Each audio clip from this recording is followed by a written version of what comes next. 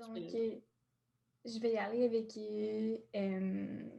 mais dans le fond, c'est ça. Donc, nous, c'est une formation pour accompagner les jeunes dans leur prise de décision, mais comme elle me dit, ça peut servir pour les adultes aussi, si jamais vous n'aviez pas des pratiques sécuritaires. Fait que ça, c'est un peu la table de matière de la présentation. C'est les sujets qu'on va aborder, le sexting, ce que dit la loi, puis les enjeux LGBTQ+, puis un peu au niveau de l'intervention. Puis, le PIOMP, c'est un organisme qui existe depuis 1982. C'est un organisme qui essaie d'offrir un lieu sécuritaire de soutien aux jeunes de 25 ans et moins qui échangent ou qui sont susceptibles d'échanger des services sexuels contre toute forme de rémunération. Nous, on va vers, on essaie d'accomplir cette mission-là par le biais de plusieurs formes d'intervention, que ce soit le travail de rue, le travail de milieu, en soutien à nos réseaux de partenaires dans le communautaire, nos partenaires dans l'institutionnel. Donc, on fait du soutien à l'intervention pour les professionnels, du soutien aux proches aussi. On fait aussi des campagnes de sensibilisation pour le large public pour démystifier un peu c'est quoi les échanges sexuels, puis un peu défaire la stigmatisation qu'il y a autour de ça, en particulier chez les jeunes. Nous, au PIOMP, on intervient dans une approche globale et humaniste, puis on met de l'avant la réduction des risques. On n'est pas pour ou contre les échanges de services sexuels. On oriente nos interventions en fonction des besoins des jeunes. On considère que ces gens-là ont des besoins comme n'importe quelle personne. Puis, nous, on part de ça pour nos interventions. On croit que tous les jeunes devraient avoir accès à des services qui répondent à leurs besoins, quelle que soit leur situation. Puis on croit beaucoup en l'autonomie des jeunes. On pense qu'ils sont capables de prendre leurs décisions puis qu'ils ont beaucoup plus d'agentivité qu'on leur en permet d'habitude, en fait. Puis on pense qu'on essaie d'encourager les jeunes à avoir une reprise de pouvoir sur leur vie. OK, fait que moi, je vais passer au sexting, comme je vous l'ai dit tout à l'heure. Ça peut aussi se dire sextage, c'est le fait d'envoyer des messages à caractère sexuel. Donc, ça peut passer par l'envoi de messages, de photos. Donc, on va parler de nudes. Ça peut être des messages vocaux. Ça peut être plein de choses. Puis, ça peut être pour plusieurs personnes un moyen de découvrir ou de redécouvrir sa sexualité, ses limites et ses préférences. Fait que maintenant, je vais vous parler de la loi. Donc, en fait, la loi canadienne, elle va considérer comme de la pornographie juvénile toute photo ou vidéo qui va exposer une personne de moins de 18 ans dont la photo ou la vidéo est à caractère sexuel. Donc, à la base, pour des personnes mineures, il va être illégal de posséder, c'est-à-dire créer du contenu. Posséder, pardon, excusez-moi, avoir du contenu. Produire, c'est créer du contenu. Avoir accès, c'est faire le choix de regarder ou chercher à obtenir une photo, une vidéo, ou distribuer, donc envoyer ces images. Donc là, on parle exclusivement de photos ou de vidéos à caractère sexuel d'une personne de moins de 18 ans, puis ça peut être soi-même ou une autre personne. En fait, en faisant nos recherches, on a trouvé qu'il y a l'arrêt Sharp qui existe et qui va amener une exception à ces règles-là. Donc cet arrêt, ce qui va expliquer, c'est que deux personnes mineures qui produisent du contenu ensemble de manière consentante peuvent le conserver sur leur téléphone. Donc par exemple, si Kayla et moi, on a 17 ans, puis qu'on décide de produire du contenu ensemble dans une chambre, on a le droit de garder ce contenu-là dans nos téléphones, en fait. Donc, généralement, une personne qui est âgée entre 12 et 17 ans pourrait avoir de petites sanctions, mais c'est quand même très rare et la police ne devrait pas intervenir si la personne elle a créé du contenu et l'a envoyé de son plein gré. Donc, il n'y a pas eu de menace, il n'y a pas eu de coercition, qu'il n'y a aucune indication d'agression ou de violence, puis que la personne a envoyé le sexto à une personne qui a à peu près le même âge qu'elle. Donc, son sexto, s'il reste privé entre elle et la personne qui l'a renvoyé, les jeunes ne devraient pas avoir de problème de manière générale. Par contre, une personne majeure pourrait recevoir une peine d'emprisonnement qui va de 1 à 14 ans si elle a du contenu de pornographie juvénile sur ses appareils. Donc maintenant, je vais vous parler du partage de photos intimes.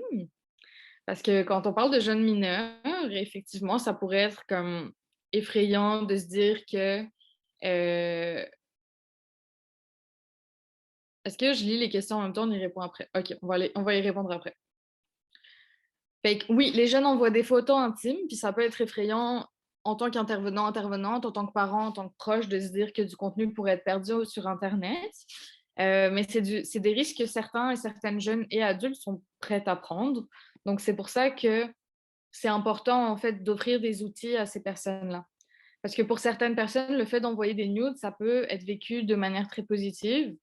Puis, ça va être important de créer un espace exempt de jugement avec les jeunes qui va leur permettre euh, non seulement aux jeunes de s'ouvrir, mais à vous de pouvoir également parler de vos inquiétudes. Donc là, on a des recommandations plus au niveau du consentement pour les jeunes et les adultes qui décident d'envoyer des nudes ou de faire du sexting. C'est vraiment important de toujours demander aux personnes à qui on envoie des photos leur consentement à les recevoir. Peut-être que ces personnes n'en ont pas envie sur le moment, peut-être que ça les met mal à l'aise. Peu importe si vous êtes dans une relation intime ou non, il y a un cadre quand même à mettre en place. Ça fait partie du consentement. Puis, ce serait important de demander aux personnes quelles sont leurs limites et ce qu'elles veulent voir ou non. Donc, par exemple, c'est important d'en discuter parce que peut-être que telle personne voudrait bien voir telle partie de ton corps, mais pas une autre partie. Par exemple, pas à midi parce que je suis au travail seulement après 18 heures, ce genre de choses. On a aussi d'autres types de recommandations pour les personnes qui décident d'envoyer des nudes. Donc, ce serait important de cacher ton visage sur les photos parce que ça va limiter les possibilités de t'identifier. Aussi, camoufler les signes distinctifs comme des marques de naissance, des tatouages, des grains de beauté. On va essayer de préférer une plateforme où la photo sera supprimée ou généralement inaccessible pour les autres, comme sur Snapchat, l'option conversation secrète sur Messenger ou Signal. Mais il faut quand même rester prudente, parce que même si c'est des plateformes en apparence qui sont sécuritaires, il existe des applications qui permettent de prendre des captures d'écran sans en informer la personne. Aussi, il faudrait essayer de choisir un arrière-plan neutre où on n'aperçoit pas de choses qui pourraient identifier la personne comme des photos de vacances ou un animal de compagnie, par exemple. Ce serait bien aussi de désactiver la localisation des photos parce que ça pourrait éviter aux personnes mal intentionnées de trouver où est-ce qu'elle a été prise. Donc, ça peut se faire facilement dans les réglages du téléphone ou chercher sur Internet en fonction du modèle de son téléphone, en fait. Aussi, on recommande de choisir un mot de passe unique pour l'application avec laquelle on envoie des photos parce que ça va réduire les chances d'une personne qui voudrait hacker l'application de pouvoir y accéder. Puis enfin, c'est possible de modifier la photo pour y annoter le nom de la personne à qui elle est envoyée parce que ça pourrait décourager la personne à repartager la photo.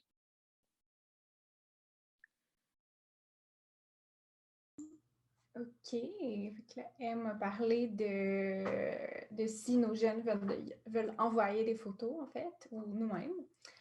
Puis, en fait, il y a aussi un peu les cadres qu'on peut indiquer aux jeunes pour le fait de recevoir ces photos. En fait, ça peut être dans le fond, je vais commencer par les recommandations pour les personnes majeures. Dans le fond, si on accompagne une personne mineure dans ce processus-là, qu'elle décide d'envoyer des photos à caractère sexuel, il y a quelques recommandations pour les personnes majeures. Il faut toujours s'assurer que la personne qui est sur les photos est consentante, donc la personne de laquelle on reçoit les photos. Que c'est toujours fait dans un contexte qui a une capacité de consentir, fait que pas sous l'inhibition de drogue ou la menace. Puis, il faut aussi, la même chose quand on envoie, préciser à la personne ce que nous, on est prêt à recevoir, en fait. Là. Donc, de donner un encadrement sur ça. Puis, quand la personne décide d'enregistrer la photo, il faut avoir l'accord, en fait, de cette personne-là pour enregistrer la dite photo. Puis, justement, en parlant d'enregistrement, ça serait bien de sécuriser ces applications-là avec des mots de passe uniques, en fait. Puis quand on parle d'accompagnement envers les jeunes, je pense que c'est important de discuter avec les jeunes de la pratique du sexting, du fait que c'est pas une obligation de recevoir des photos. Puis, des fois, les jeunes vont recevoir des photos avec lesquelles ils ne sont pas à l'aise parce que il n'y a personne nécessairement qui aime ça recevoir une photo non sollicitée. Puis, je pense que c'est important d'accompagner les jeunes dans ça parce que ça peut amener des sentiments comme la colère ou une invasion de sa propre vie privée quand on reçoit des photos qui sont non sollicitées, en fait. Donc, je pense que c'est important de parler de ça avec les jeunes. Puis aussi, en passant par le consentement, de dire du fait que c'est possible de dire non, en fait. De faire comme, ben, j'ai pas apprécié que tu m'envoies cette photo-là, j'en veux plus d'autres. Fait que ça, c'est quelque chose qu'il faut garder en tête aussi également pour recevoir. Puis, quand on parle de repartage, en fait, ça peut arriver des fois chez les jeunes ou même chez les adultes qu'on va recevoir une photo qui n'est pas de la personne qui nous l'envoie, qui est une personne extérieure. Donc, on parle d'un repartage de photos. Il y a comme un bris dans la ligne au niveau du sexting. Si c'est possible il faut parler aux jeunes de dire que si on reconnaît la photo, la personne sur la photo, ou même si on ne la reconnaît pas, il ne faut pas repartager encore cette photo-là. Il faut briser la chaîne de repartage.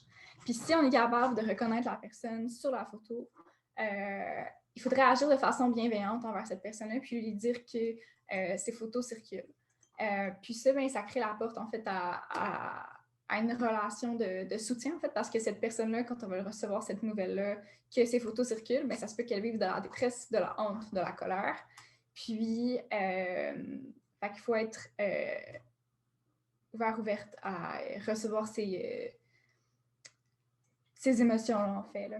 Puis, ce serait bien aussi de connaître un peu les ressources qu'on pourrait donner à cette personne-là justement pour l'aider. Puis on va revenir aux ressources un peu plus tard. On a une liste de ressources détaillées. Puis, donc, lui donner des ressources pour aller chercher de l'aide suite au repartage de ses photos. Puis, ça serait important aussi de dire à la personne qui nous a envoyé les photos d'une autre personne que c'est un crime, si elle connaît, c'est d'envoyer du matériel à caractère sexuel d'une personne mineure, donc c'est de la pornographie juvénile, puis que ça entraîne des conséquences légales de faire ça sans le consentement des gens, en fait. Puis, donc c'est ça, il y a des sites comme cyberaide.ca, puis aidez-moi s'il vous plaît.ca, qui ont plein de ressources sur le sexting, sur justement ce genre de choses-là. Puis, c'est important de réfléchir à tous les impacts qu'un repartage de photos peut avoir sur une personne, qu'elle soit mineure ou majeure. Puis, il faut amener ces réflexions-là avec nos jeunes, que repartager une photo peut avoir des conséquences graves sur une personne puis son entourage aussi, particulièrement sur leur santé mentale. Il y a plusieurs cas. On sait de jeunes qui vont finir par décrocher l'école ou qui vont avoir des problèmes de santé mentale, de détresse, puis voire même de suicide, en fait. Puis, il faut vraiment mettre en place, il faut vraiment expliquer aux jeunes que c'est des gestes qui relèvent d'une agression, puis que ça pourrait entraîner de l'intimidation aussi, même après ce geste-là de la part de d'autres personnes. Des moqueries violentes, puis que la personne pourrait être victime de cyberbullying après ça pendant longtemps, en fait.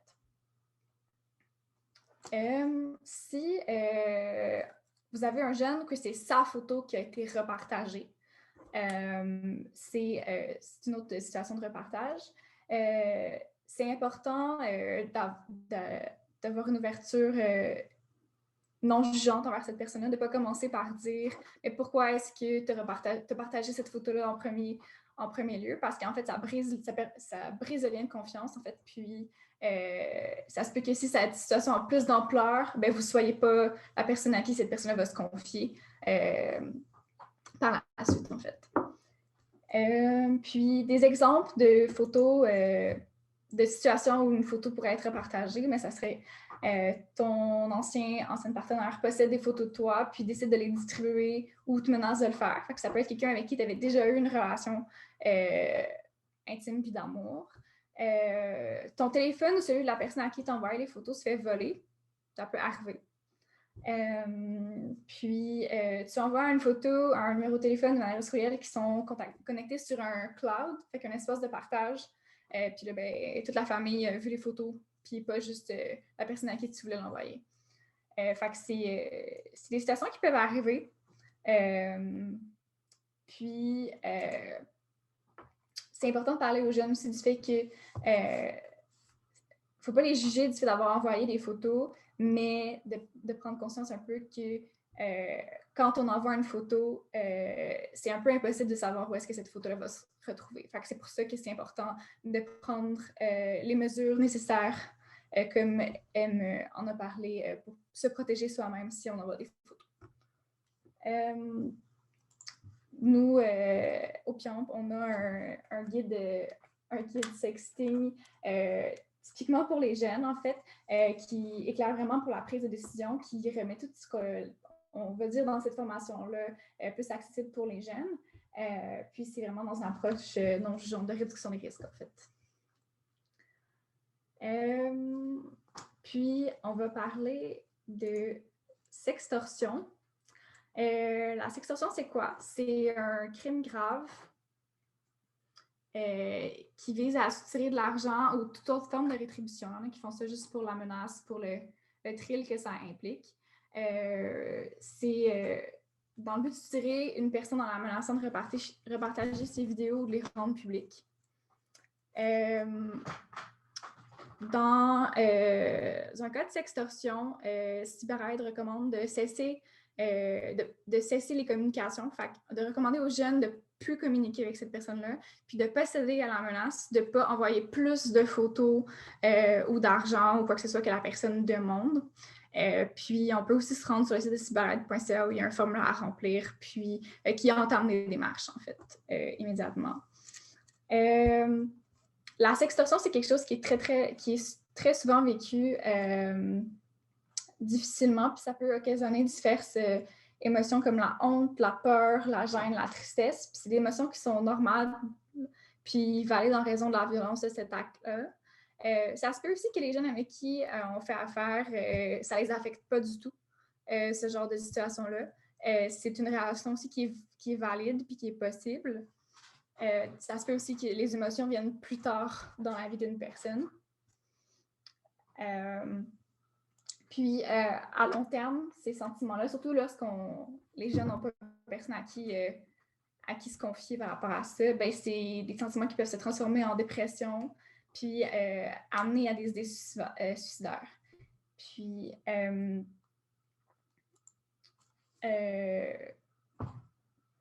dans tous les cas, quand on a un jeune, c'est important de l'amener à parler de quelles conséquences ça a sur cette personne-là, sur elle, puis de voir les impacts que ça a aussi, puis de réfléchir ensemble à ce qu'on peut faire pour l'aider, en fait. Puis, ça peut être un sujet qui est difficile d'en parler parce que, comme on dit, ça implique de la honte. Souvent, la sextorsion, souvent à cause de la stigmatisation qui est en cours dans la société. Puis, c'est bon de rappeler aux jeunes qu'il existe des personnes de confiance à qui on peut se parler, puis que souvent, même si on a l'impression qu'il n'y a personne qui peut nous aider, d'en parler à quelqu'un, c'est déjà un pas pour s'aider, puis cette personne-là peut avoir plus de pistes de solutions pour nous. Donc, nous, on invite vraiment les jeunes à aller chercher de l'aide dans ce genre de situation-là.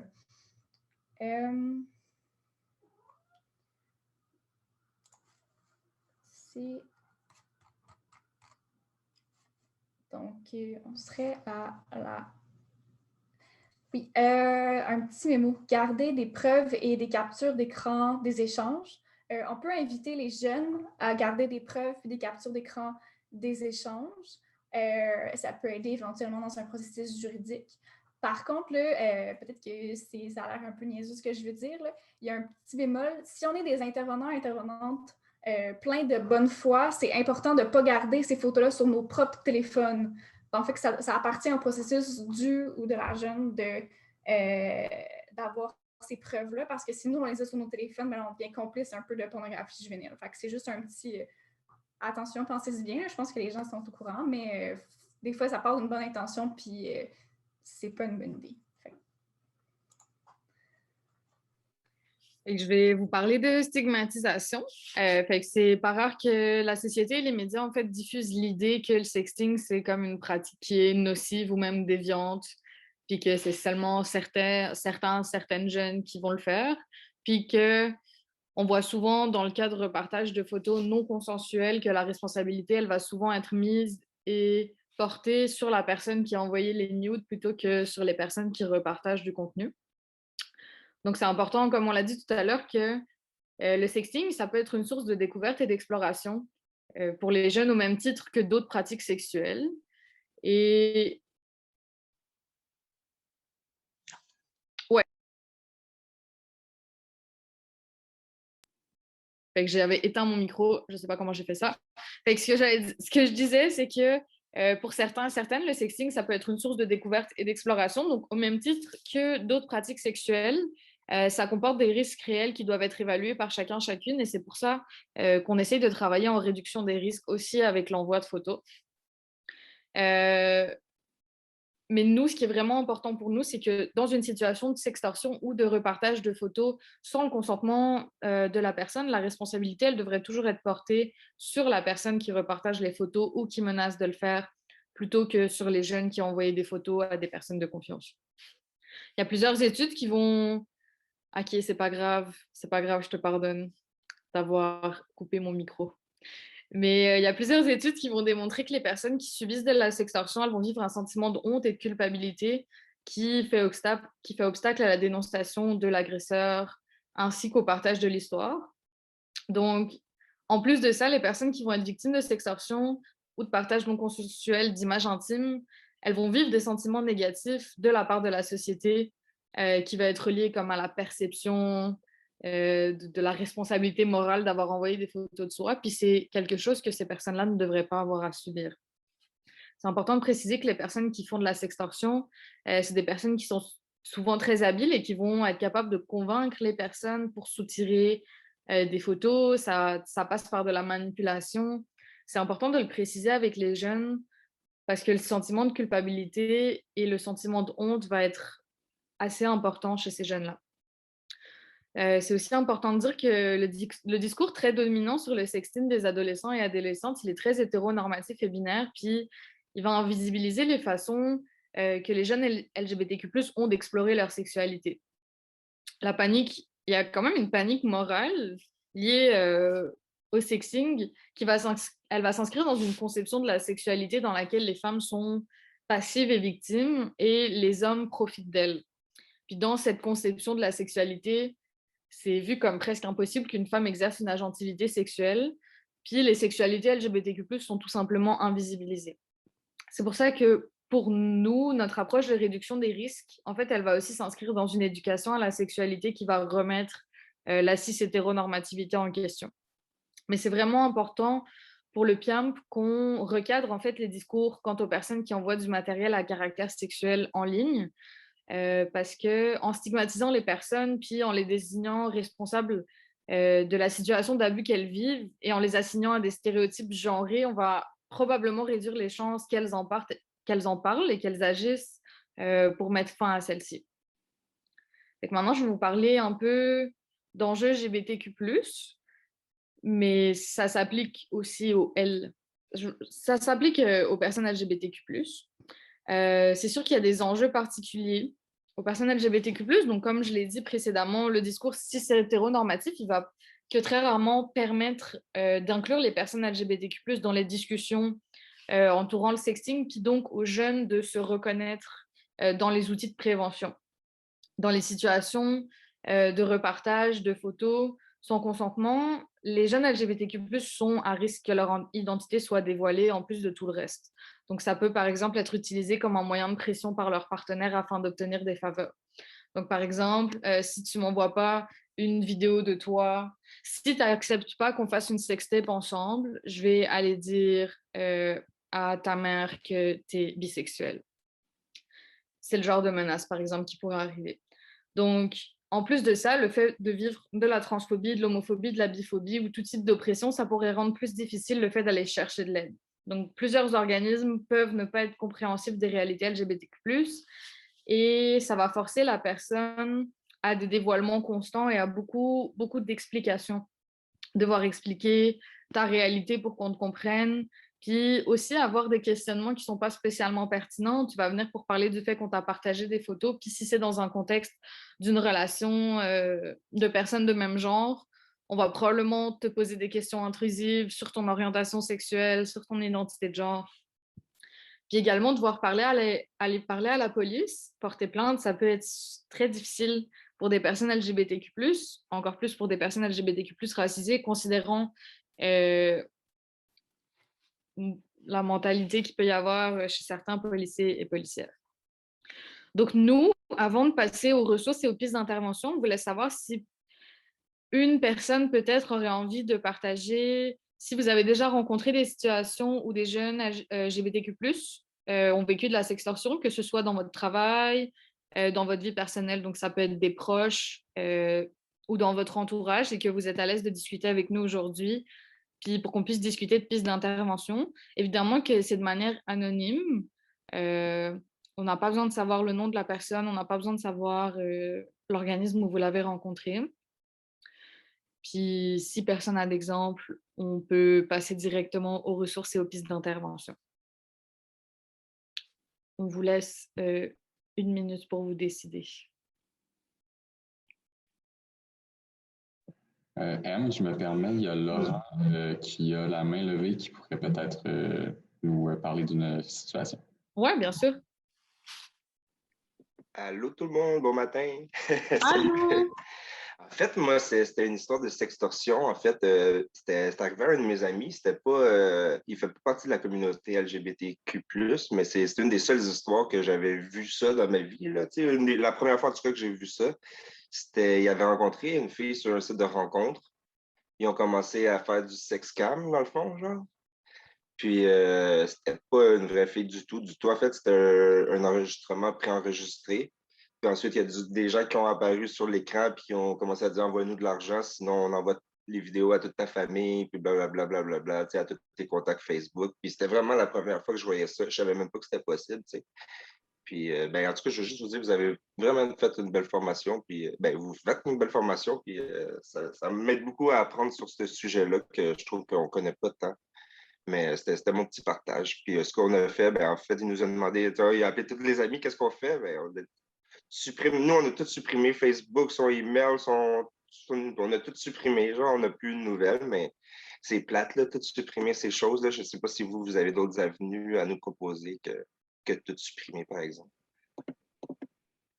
Ben, merci pour ton partage. Ben, je peux peut-être commencer, puis Kayla, je vais sûrement oublier des trucs, mais je pense déjà que c'était une bonne idée, en fait, malgré tout, même si ça fait chier de supprimer absolument tous les moyens qu'on va avoir de pouvoir te rejoindre. Parce que pour des personnes mal intentionnées, c'est sûr qu'un Facebook privé, surtout si on peut voir tes amis, c'est facile de trouver si tu as tes parents, c'est facile de voir si tu as une partenaire. Fait que là, vous avez comme coupé court à ça directement. Puis de ce que tu dis, ton groupe d'amis, vous vous êtes mis ensemble pour aider ton ami. Fait que je pense que vous étiez aussi dans une bonne position de non-jugement de là, mon ami est dans une mauvaise situation. Fait que ce que je fais, c'est que je lui apporte du soutien puis qu'on trouve des solutions ensemble. Donc ça, je pense que ben, ce que vous avez fait, c'est très bien. Puis vous avez bien réagi aussi, en fait. Vous n'avez pas cédé aux menaces. Puis surtout dans ce cas-là, si la personne a peu accès à vos informations privées, c'est sûr qu'il y a toujours des risques. Et en fait, ça devient difficile au niveau du stress pour la personne de se dire, ben, des personnes que je connais pas ont du contenu à moi, puis il est un peu là pour toujours. Mais je trouve que vous avez quand même très bien réagi. Je sais pas, Kayla, si tu as autre chose. Non, je pense que tu fais un bon résumé de la chose. Puis moi, j'ajouterais juste un petit grain de sel aussi. Tu sais, là, ça fait 1 an qu'on est en pandémie, en mode virtuel. Tu sais, c'est très, très concret là, au niveau de l'exploration de la sexualité chez les jeunes, même chez les adultes, à cause des risques encourus par la pandémie. Fait que c'est encore plus une pratique qui est courante, en fait, de faire ce genre de choses-là, que ce soit de la cam, de la vidéo, du sexting. Fait que c'est pour ça que je pense que c'est nécessaire qu'on change le discours qui est jugeant, en fait, là, parce que ça fait partie de la vie maintenant, ce genre de choses-là. Il faut juste équiper les gens pour le faire correctement, en fait. J'ai une autre petite question, dans le fond. Mais justement, tu sais, j'avais pas pensé à ça, justement, le sentiment que la personne doit avoir, en fait, de constater que quelqu'un a une vidéo d'elle nue ou d'elle gênant, genre, peu importe. Mais comment qu'on intervient à ce point de vue-là? Comment on soutient la personne? C'est-tu comme dans une agression sexuelle, genre? Mais d'une autre façon, on ne connaît pas tant l'agresseur nécessairement. Bon, on peut le connaître, j'avoue qu'on peut le connaître dans d'autres circonstances. Mais comment que vous... Je vous laisse parler. Tu peux commencer?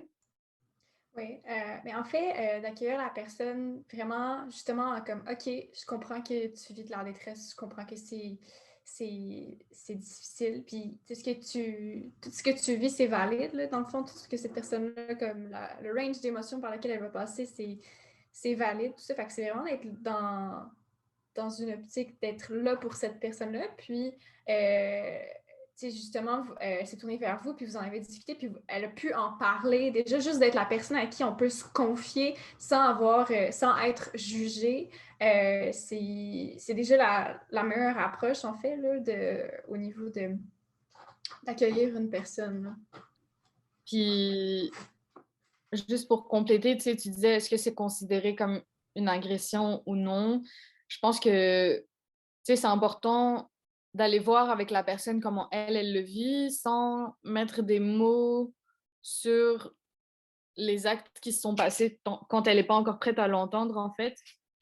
Puis, je pense à une situation au PIAMP et ce serait de préparer la personne si jamais le contenu sort, qu'est-ce qui se passe. Parce que là, elle est dans une situation d'anxiété extrême où ça peut se retrouver chez mes parents, ça peut se retrouver chez machin, machin. Et que ce serait de discuter qu'est-ce qui se passe si les images sortent. Comment est-ce que je réagis plutôt que tu un plan préparé. Fait que si la situation arrive, déjà, tu n'as plus cette anxiété permanente de dire et si, et si, et si, parce que tu es plus préparé. C'est sûr que ça peut quand même engendrer de la détresse, mais de dire, OK, mais j'ai supprimé tous mes réseaux sociaux, la prochaine étape, si je reçois quelque chose par mail, qu'est-ce que je fais avec mon mail? Si je reçois quelque chose dans ma boîte aux lettres, qu'est-ce que je fais? Ce genre de choses. Puis c'est sûr que là, ça demande comme des interventions peut-être plus avec des professionnels, puis ça demande plus de temps aussi. Mais ce serait de juste pas laisser la personne avec des et si dans sa tête, en fait. Cool. Ben, je vais passer peut-être juste aux ressources un petit peu, puis Kayla pourra revenir sur les pistes d'intervention.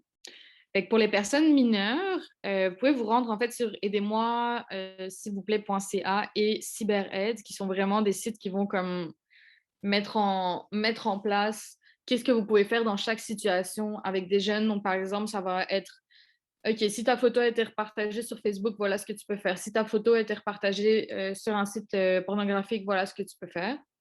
Ensuite, vous pouvez évidemment contacter les intervenants et intervenantes du PIAMP qui pourront vous aider et vous référer aux besoins dans la situation.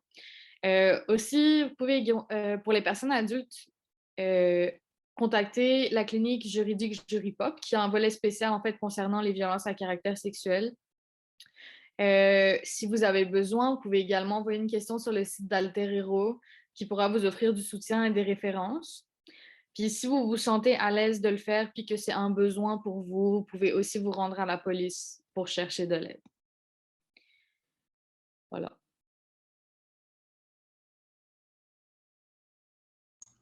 Donc, dans le fond, moi, je vais survoler les pistes d'intervention qu'on a déjà nommées dans la présentation, mais c'est toujours agréable de faire un rappel un peu. Au niveau du partage de photos, c'est important d'être dans le non-jugement, puis de voir aussi la nuance. C'est pas chaque situation qui est pareille, puis c'est pas tout noir ou tout blanc, c'est pas bon envoyer une photo Dans le fond, pour certaines personnes, ça peut être empowering d'envoyer un nude, c'est une façon d'explorer sa sexualité. Donc, il faut essayer de voir la nuance dans les situations. Oh, j'ai fait une grosse faute là. Il faut aussi, dans le partage de photos, écouter les sentiments des jeunes. Il faut donner des outils à nos jeunes pour savoir, OK, ben, est-ce que est-ce que j'ai eu de la pression pour faire cette photo-là? Est-ce que j'en avais envie? Quel genre d'expérience je suis allée chercher là-dedans? Fait que dans le fond, on a aidé à comprendre les jeunes, c'est quoi le sexting, puis en fait, qu'est-ce qu'on va chercher en faisant ça? C'est important de faire de l'éducation aussi sur le consentement. Oui, j'ai le goût de recevoir des photos. Non, j'ai pas le goût. Non, j'ai pas le goût d'envoyer des photos. Ou oui, j'ai le goût d'en envoyer. Donc, puis d'être capable de donner des outils aux jeunes pour mettre leurs limites. Puis c'est aussi important de parler de cybersécurité. Ça fait partie de la grosse réduction des risques, de cadrer la photo sans qu'on ait ton visage, de ne pas avoir de moyen de t'identifier, pas un tatou juste ici, sur ton épaule, donc de le cacher, ou pas avoir tes photos de vacances en arrière, d'avoir des mots de passe, utiliser des applications éphémères. Dans le fond, de réduire le plus possible les chances qu'on te reconnaisse sur ces photos-là. Au niveau de recevoir, on parle de remettre justement de mettre les limites. Quand on reçoit une photo aussi, de ne pas repartager cette photo-là qui a été envoyée dans un lien de confiance. C'est comme une relation, c'est entre deux personnes. Donc, de ne pas repartager ces photos-là. Puis, d'effacer les photos au fur et à mesure que tu les reçois, à moins d'avoir le consentement de la personne que tu peux les enregistrer. Puis, quand on les enregistre, de le faire de façon sécuritaire, donc avec des mots de passe. Puis